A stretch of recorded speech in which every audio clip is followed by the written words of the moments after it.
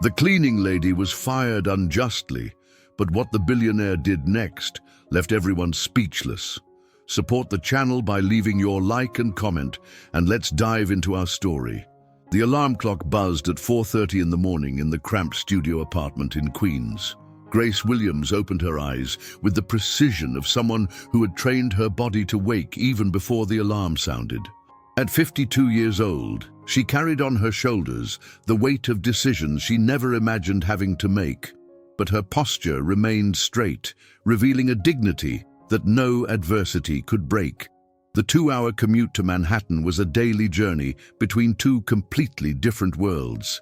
Grace watched through the subway's grimy windows as New York City awakened, while mentally organizing her tasks for the day at Sterling Industries, the 53-story financial empire where she had worked as a cleaning lady for the past 2.5 years.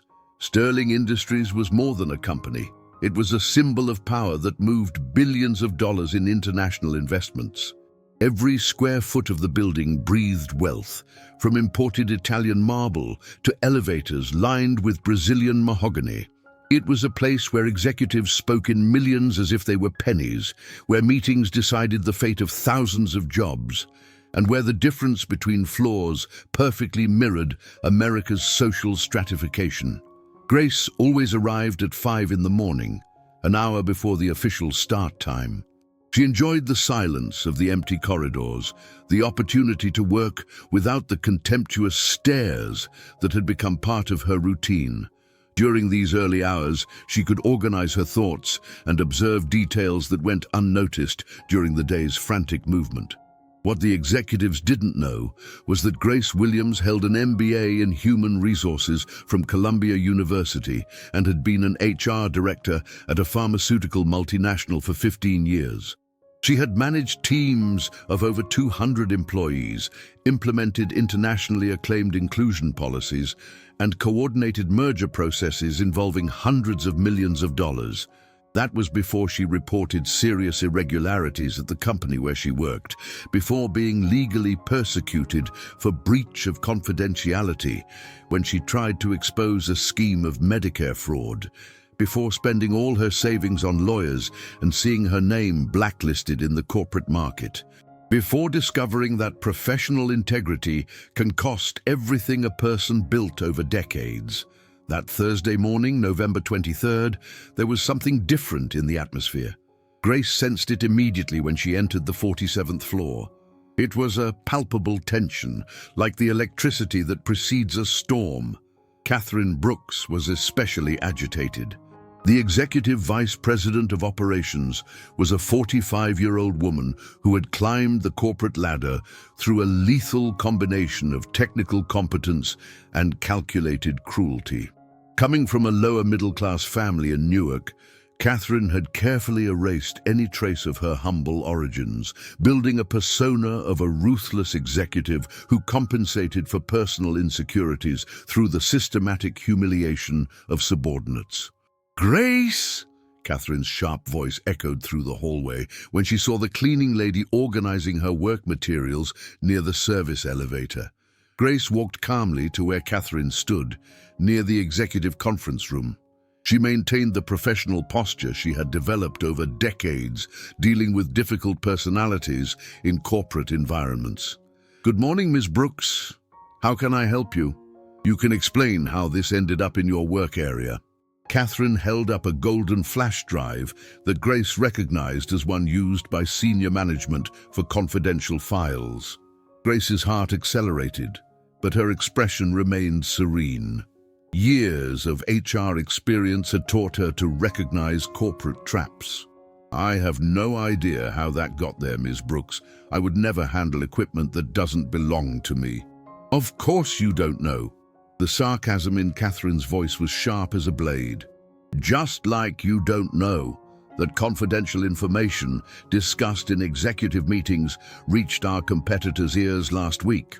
The accusation was absurd, and Grace knew it was a carefully orchestrated trap. In 2.5 years working at Sterling Industries, she had built an impeccable reputation for discretion and integrity. "Ms. Brooks, I can guarantee that I never discussed any matter related to the company's business with anyone. My function is performed with absolute professional confidentiality." "Your function," Catherine repeated the word as if it was something distasteful, "has been questioned for weeks. We have reports of negligence, slowness in work, and now, apparently, leaking of strategic information." Grace felt a familiar sense of déjà vu. This was exactly how her persecution at the previous company had begun. Vague accusations, anonymous reports, insinuations about her professional conduct. "May I have access to those reports to defend myself adequately?" The question clearly irritated Catherine, who didn't expect a simple cleaning lady to know her labor rights or question procedures with such propriety. "You're not in a position to question anything, Grace. You're being terminated for cause due to leaking confidential information and attempted theft of company equipment." The silence that followed was deafening. Grace remained motionless, processing the accusations she had just heard. 2.5 years of honest work, of getting up before sunrise, of treating every responsibility with the same professionalism she had shown as an executive, ended with false accusations and a humiliating dismissal. "I understand," she said finally, her voice maintaining the dignity that decades of corporate experience had forged. "I presume I'll have the right to due process and legal defense, as established by federal labor law. For termination with cause, there are no rights. Collect your belongings and leave the building immediately. And consider yourself lucky we're not filing criminal charges." Grace went to the small locker where she kept her personal belongings. It wasn't much. A Columbia graduation photo, some human resources management books she consulted discreetly during breaks, and a folder with resumes she had updated, hoping to eventually return to her area of expertise. While organizing her belongings, Grace discreetly observed the movement on the floor.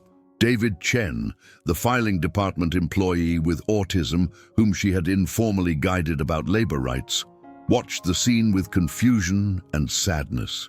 During recent months, Grace had discreetly protected David from workplace harassment by some colleagues, teaching him about his rights and offering emotional support. David was the real reason for her dismissal. Catherine had discovered that Grace was interfering in hierarchical relationships by defending an employee considered problematic by some supervisors. For Catherine, employees like David were unnecessary costs that harmed operational efficiency. Grace walked through the marble corridors for the last time, carrying her box of belongings and keeping her head high. At reception, she handed over the badge she had worn with professional pride and headed to the revolving doors that would take her back to the harsh reality of unemployment at 52. It was exactly at that moment that Harrison Sterling entered the building. At 43 years old, Harrison was an imposing man who had inherited the family empire at 35 when his father died in a helicopter accident. Standing 6 feet 3 inches tall, with dark hair slightly graying at the temples and penetrating blue eyes, Harrison commanded Sterling Industries with a mixture of business genius and emotional detachment that made him an almost legendary figure among employees. Harrison spent most of his time traveling between New York, London, and Tokyo, expanding the family empire into international markets. His presence at the American office was rare and always announced in advance, allowing the entire operation to function flawlessly during his scheduled visits. That day, however, he had returned from a business trip in Singapore 2 days earlier than expected, deciding to make a surprise visit to evaluate the company's real functioning without the usual preparations that preceded his arrival. When Harrison saw a woman in a cleaning uniform leaving the building with a box of personal belongings during business hours, his analytical curiosity was awakened. There was something about that woman's posture, the way she maintained dignity even in a clearly embarrassing situation, that made him stop and observe carefully. "Excuse me," he said, approaching Grace before she reached the sidewalk. "May I ask what's happening?" Grace turned around, and for the first time in 2.5 years, found herself face to face with the man who owned everything around them. Harrison Sterling was even more imposing in person, but there was a sharp intelligence in his eyes that surprised her. "I was terminated, sir," she responded directly, without elaborating or trying to justify the situation. Terminated? For what reason? The direct question caught her off guard. For years, high-level executives had treated operational employees as invisible. Harrison had not only noticed her, but showed genuine interest in understanding the situation. "Ms. Brooks alleged leaking of confidential information and attempted theft. I categorically deny both accusations, but I understand that my word carries limited weight against that of an executive vice president." The direct honesty of the response impressed Harrison. During years of running the company, he had become accustomed to subordinates who skirted the truth or tried to impress him with flattery. The objective simplicity of this woman was refreshing and intriguing. "What's your name?" "Grace Williams, sir." "How long have you worked here, Grace?" 2.5 years, sir." Harrison paused mentally. If someone had worked at the company for more than 2 years without disciplinary problems and was suddenly being terminated for serious irregularities, there were inconsistencies in the story that deserved investigation. "And you deny having committed the alleged infractions?" "I deny completely, sir. My professional career was built on absolute integrity. I may not have abundant material resources, but I preserve my ethical reputation." The phrase about professional integrity echoed in Harrison's mind. There was something about the way Grace articulated her ideas, a subtle sophistication that didn't match the stereotype of an uneducated cleaning lady. But what most impressed Harrison was that Grace wasn't begging. She wasn't trying to convince him with emotional arguments or pleas for mercy. She had stated the facts objectively and was prepared to accept the consequences, even considering them unjust. "Grace," Harrison said after a few seconds of reflection, "I'd like to discuss this in more detail. Do you have availability for a meeting?" The question surprised her completely. In 2.5 years, no executive had shown interest in her opinion about any matter related to the company.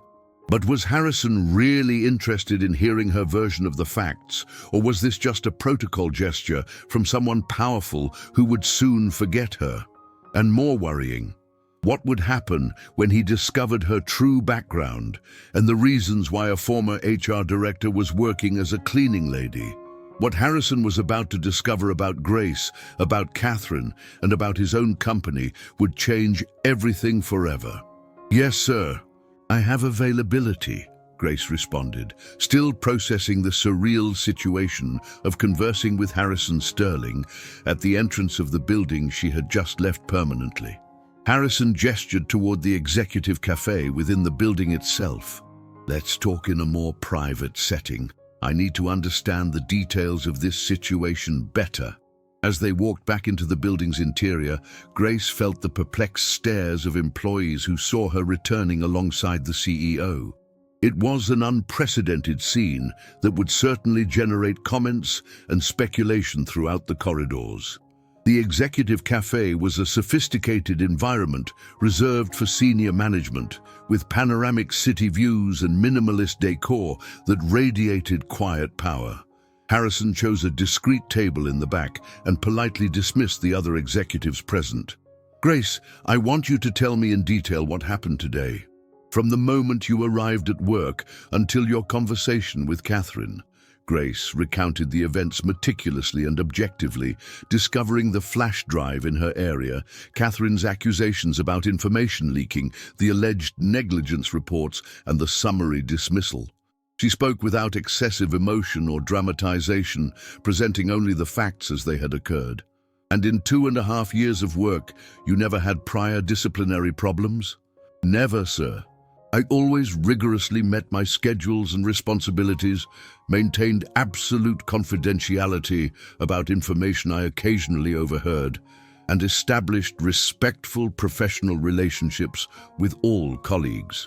Harrison observed Grace with growing interest. The precision with which she chose words, her confident body language, and familiarity with corporate terminology didn't correspond to the typical profile of operational employees. "Grace, may I ask about your academic background?" The direct question made her hesitate momentarily. For 2.5 years, she had carefully avoided mentioning her education to prevent embarrassing questions. "I have an MBA in Human Resources Management from Columbia University, with specialization in organizational development from NYU." The revelation hit Harrison like an electric shock. Human resources from Columbia? And how does a professional with that background end up working as a cleaning lady?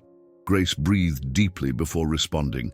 "Because I reported serious irregularities at the multinational where I worked as HR director.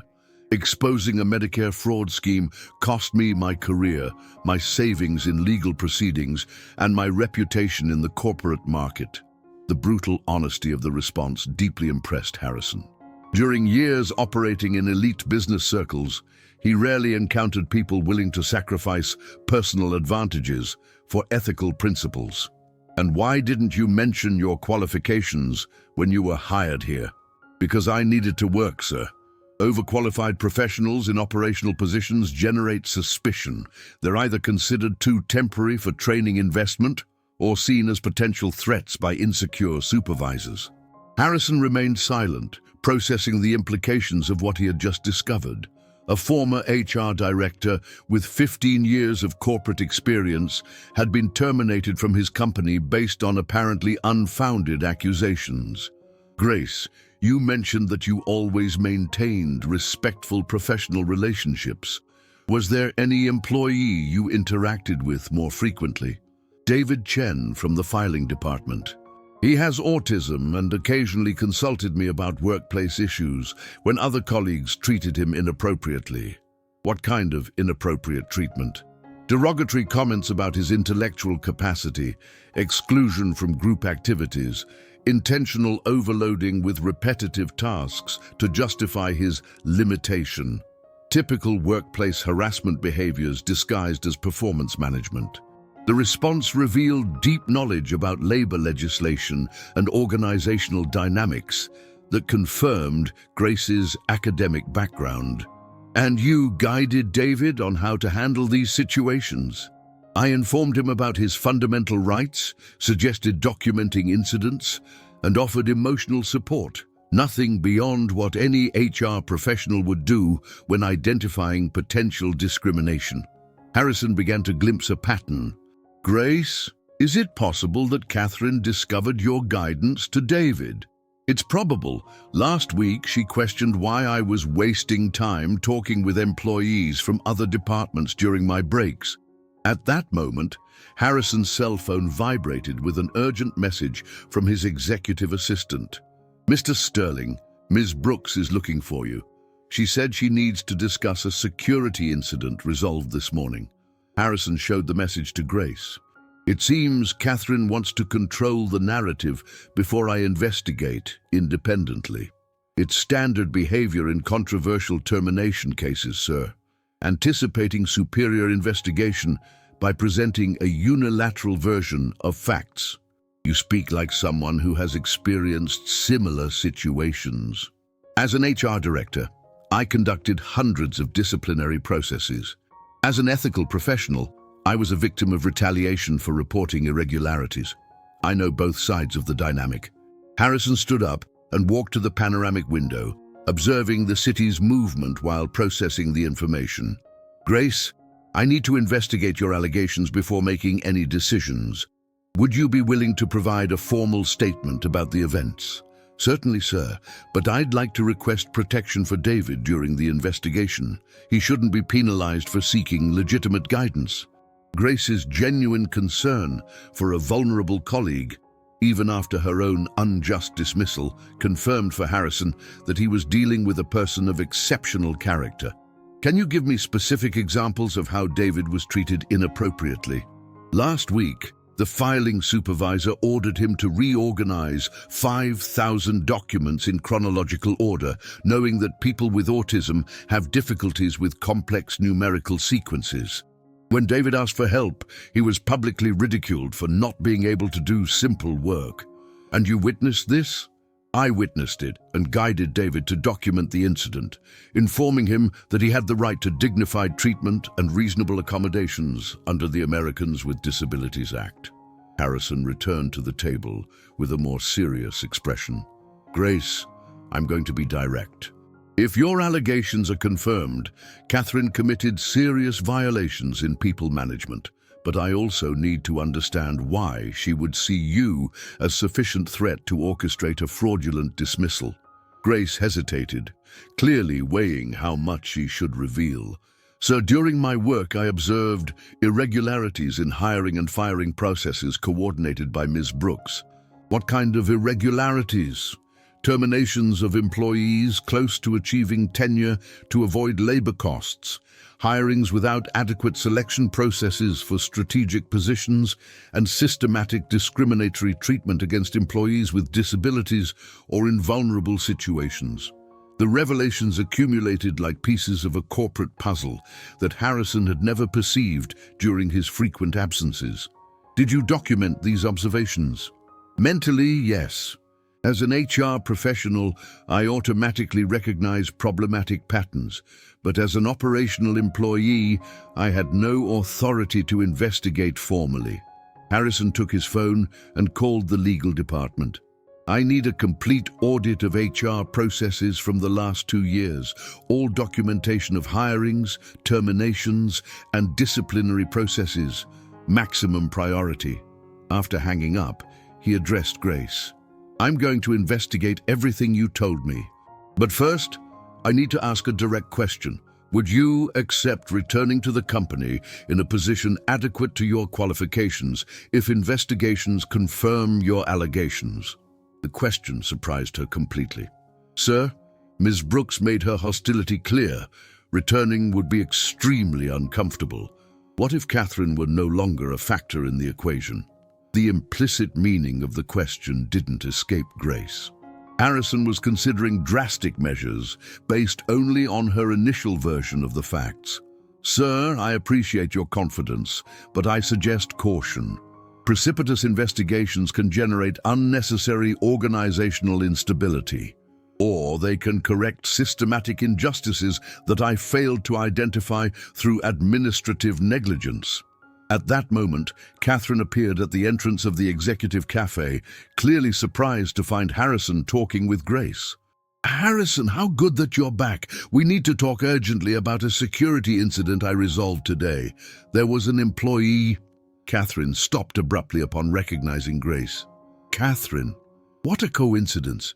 We were just discussing the details of Grace's termination. She told me a very interesting version of events. Catherine's expression instantly changed from surprise to controlled alarm. Harrison, I hope you understand that internal security matters require immediate action. We can't allow disloyal employees to compromise our operations. Disloyal? Harrison repeated the word deliberately. That's a very specific accusation. Do you have concrete evidence of disloyalty? Well, the evidence is circumstantial, but the pattern of suspicious behavior justifies preventive measures. Grace observed the interaction in silence, recognizing the evasive language typical of executives trying to justify questionable decisions. Catherine, I'm going to schedule a formal meeting for tomorrow. I want to review all documentation related to this case. Grace, you'll be present to present your version officially. Harrison, this is highly irregular. Terminated employees don't participate in internal meetings. This employee has an MBA in HR from Columbia and 15 years of corporate experience.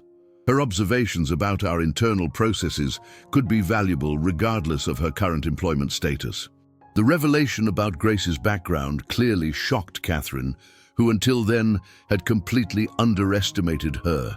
What Catherine didn't know was that Harrison had already decided to investigate much more deeply than she imagined, and the truth about Grace was just the first of many shocking revelations that were about to emerge. The following morning, Harrison arrived at the office 2 hours before his usual time. He had spent the entire night analyzing HR reports that his legal department managed to compile in record time. What he discovered left him deeply disturbed. In 2 years under Catherine's management, employee turnover had increased 42%. 15 employees with disabilities had been terminated for poor performance under questionable circumstances. Even more alarming, 7 employment lawsuits were in progress, all involving allegations of discrimination and workplace harassment. Harrison called an extraordinary meeting for 9 in the morning, requesting the presence of Catherine, the legal director, internal audit, and Grace, whom he had contacted personally the night before. When Grace entered the executive boardroom, wearing a discreet but elegant grey suit she'd saved from her director days, the transformation was remarkable. Her confident posture and professional presence contrasted dramatically with the image of a vulnerable cleaning lady from the day before. "Good morning, everyone," Harrison began the meeting. "I've called this session to formally investigate the circumstances of Mrs. Grace Williams' termination and evaluate our internal people management processes." Catherine was visibly tense, her hands clenched over the folder she had brought with evidence of Grace's guilt. "Harrison, I prepared a detailed report about the security incident. We have clear evidence that the employee violated confidentiality protocols and attempted—" "Catherine," Harrison interrupted politely, "I'd like us to first hear Mrs. Grace's account of the events." Grace stood up, naturally assuming the posture of an experienced executive. "Gentlemen, my name is Grace Williams. I hold an MBA in Human Resources Management from Columbia University, with 15 years of experience as an HR director in multinational corporations. For the past 2.5 years, I worked as an operational employee at this company." The revelation caused a thick silence in the room. The legal director and internal auditor exchanged surprised glances. "During my period as an operational employee, I systematically observed serious violations of this corporation's human resources policies: discrimination against employees with disabilities, institutionalized workplace harassment, and strategic terminations to avoid labor costs." Catherine tried to interrupt. "Harrison, these are unfounded accusations from a resentful employee." "Let her finish, Catherine," Harrison said firmly. Grace continued. "Yesterday, I was terminated under allegations of information leaking and attempted theft. Both accusations are false. The real reason for the termination was my guidance to David Chen about his labor rights after witnessing multiple episodes of discrimination against him." "What kind of discrimination?" asked the legal director, clearly concerned about legal implications.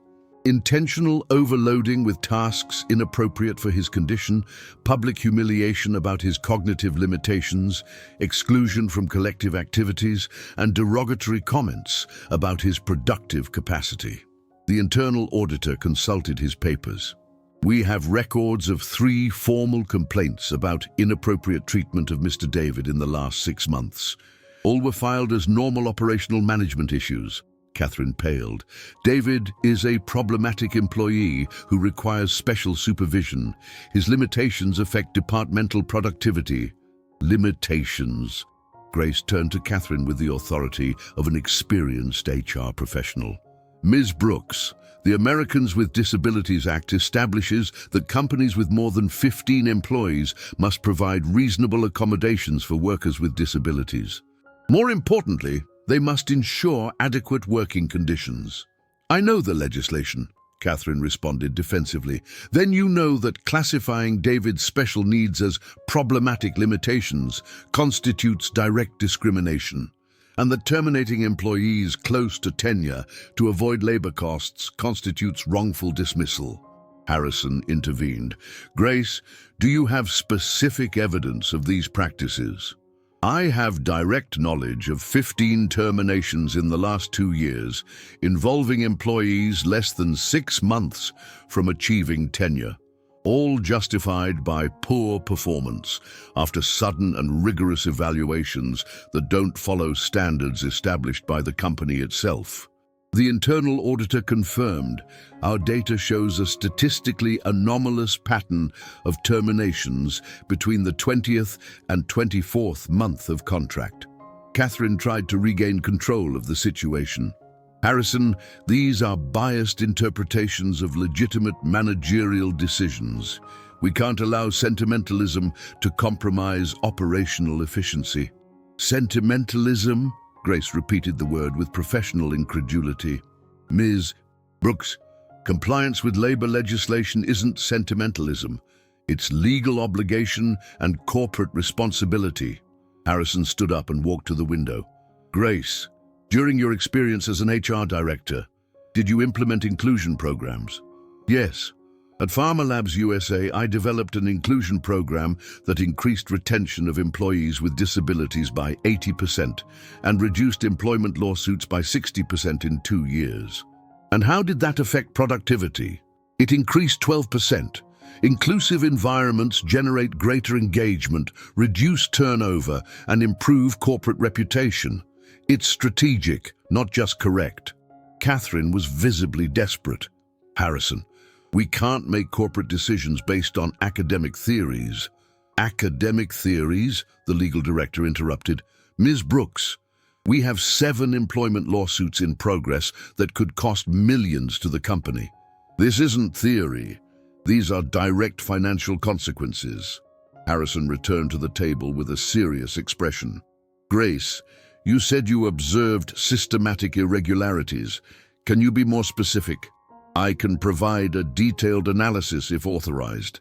But I need to mention something urgent. Yesterday, when being terminated, I observed Ms. Brooks disposing of confidential documents inappropriately.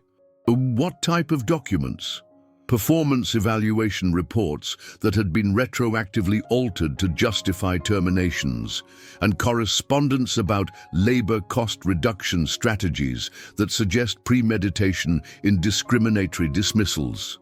The silence in the room was deafening. Catherine was completely pale. Harrison looked directly at Catherine. Is this true? Harrison, are you going to believe accusations from a former cleaning lady against a vice president with 10 years at the company?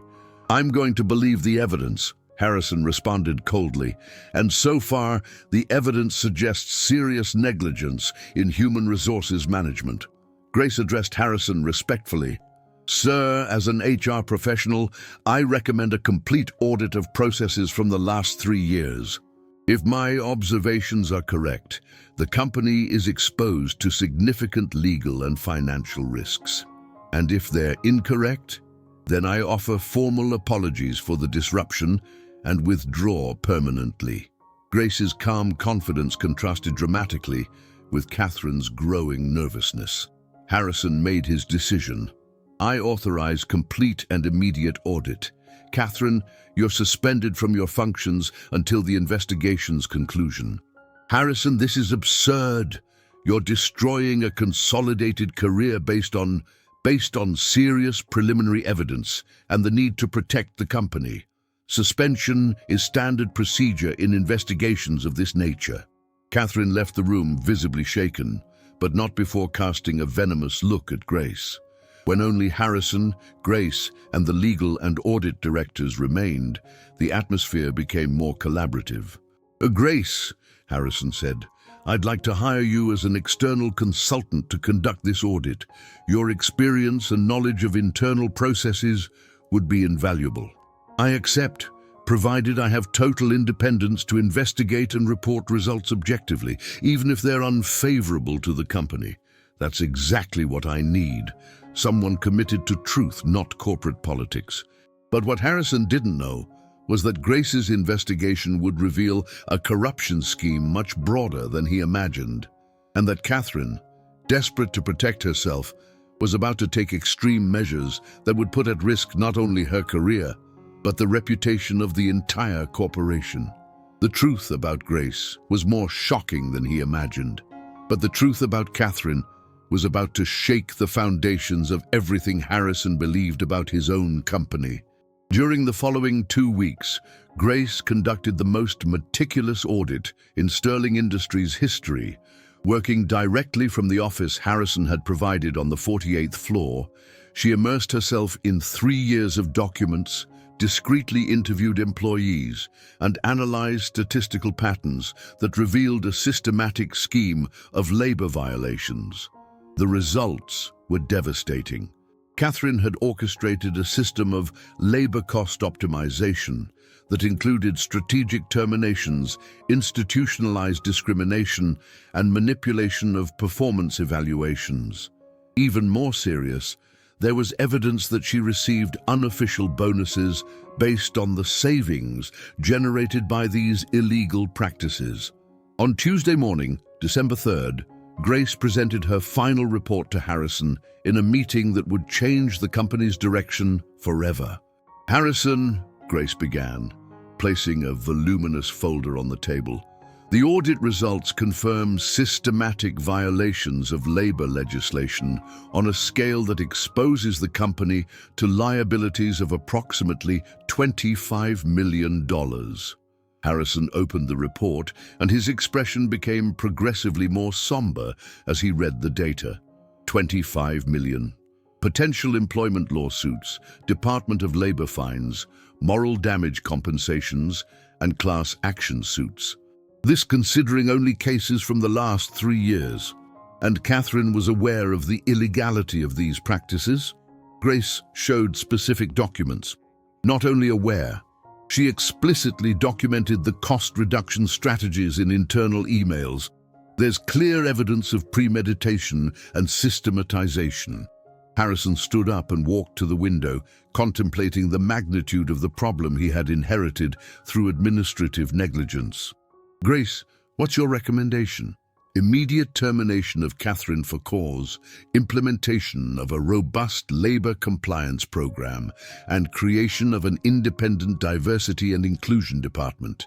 I also recommend preventive agreements with harmed employees to avoid costly legal proceedings.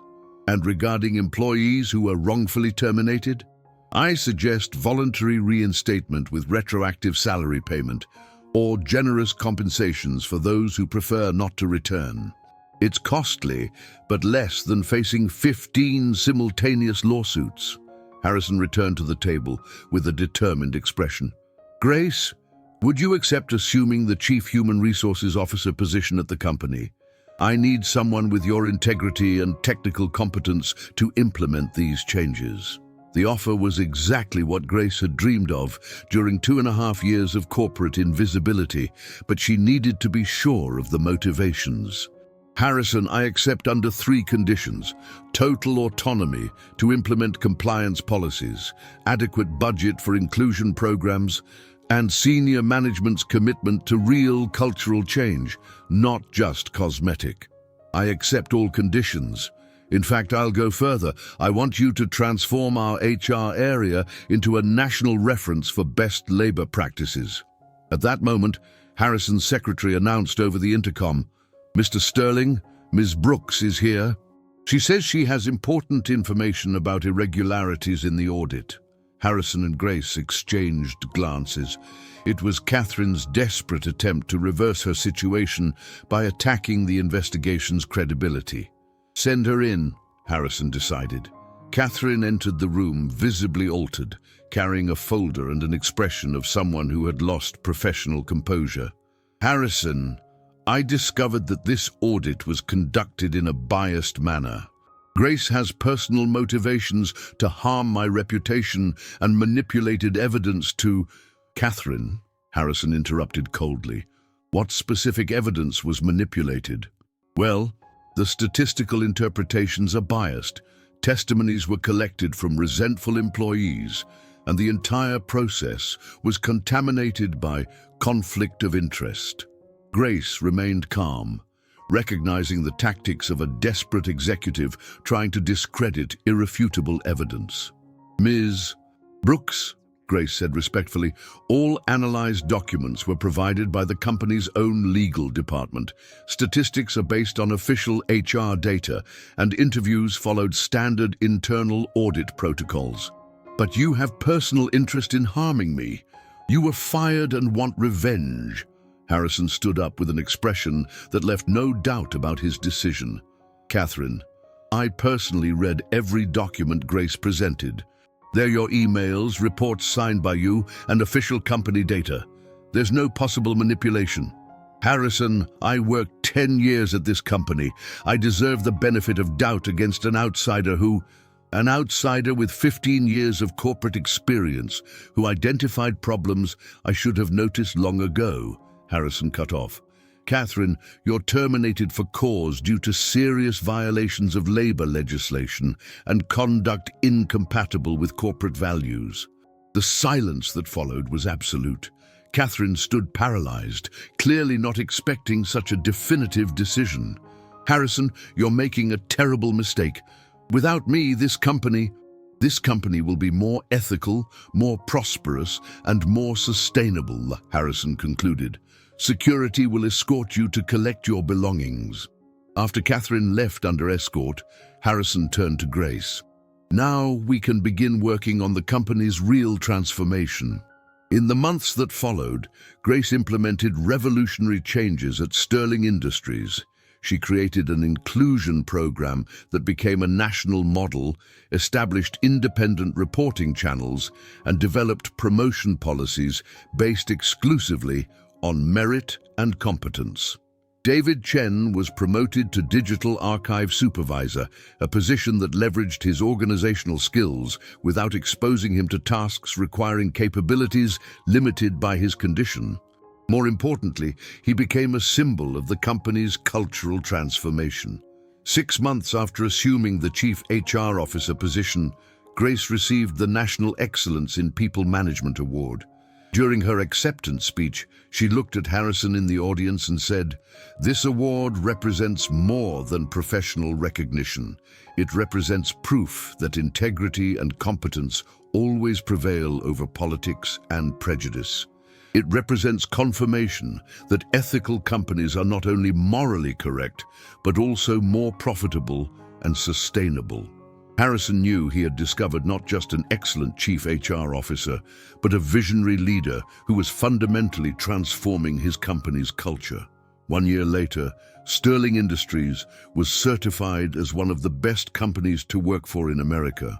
Employee turnover dropped 60%, productivity increased 23%, and there wasn't a single employment lawsuit for discrimination.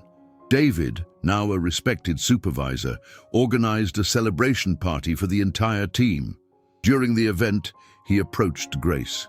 "Director Grace," he said with the careful pronunciation that always characterized his speech, "thank you for teaching me that I'm not limited. I'm special."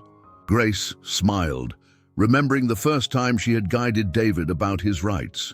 "David, you were always special. I just helped you realize it." Harrison observed the scene from the executive terrace, reflecting on how a 5-minute conversation with a fired cleaning lady had saved his company from a financial scandal and completely transformed its corporate culture. Grace had proven that competence isn't measured by hierarchical position, that integrity is any organization's most valuable asset, and that giving opportunities to underestimated people can generate extraordinary transformations. The cleaning lady who was fired unjustly had become the company's most respected executive, not through revenge or resentment, but by demonstrating that doing the right thing always pays off in the long run. And so, an apparent injustice transformed into the greatest opportunity for ethical and financial growth in Sterling Industries' history, proving that sometimes the best business decisions begin with the courage to listen to voices that are normally ignored. If you made it this far, leave a comment telling us what you thought of this story of justice and corporate transformation. Your opinion is very important to us. Share this video with friends and family who also believe that competence and integrity should always be recognized, regardless of social position. Don't forget to subscribe to the channel and hit the notification bell so you don't miss our inspiring stories that show how truth and justice always prevail. Every like, comment, and share helps us continue creating content that inspires positive changes in the corporate world and society. Until the next story that will touch your heart and renew your faith in justice.